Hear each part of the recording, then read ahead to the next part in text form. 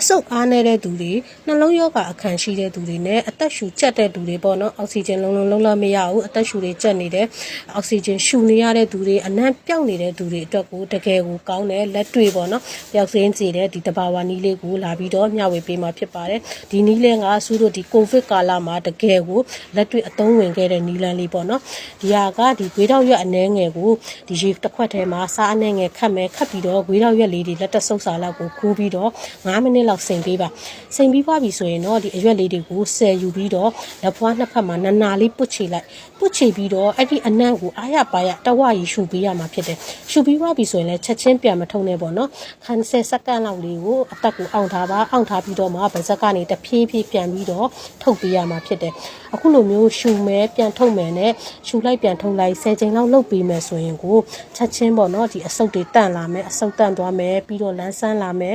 မောပန်းတာတွေပျောက်ပြီးတော့အမောခံလာနိုင်တယ်အသက်ရှူလန်းကြောင်းကလည်းအားကောင်းလာပြီးတော့အနံ့မရတဲ့သူတွေဆိုရင်လည်းအနံ့ပြန်ရလာနိုင်တယ်ပေါ့နော်ဒီလိုမျိုးဒီနီလန်းလေးကိုပြုလုပ်ပေးပါဒါကတကယ်လက်တွေ့ကိုဗစ်မှာ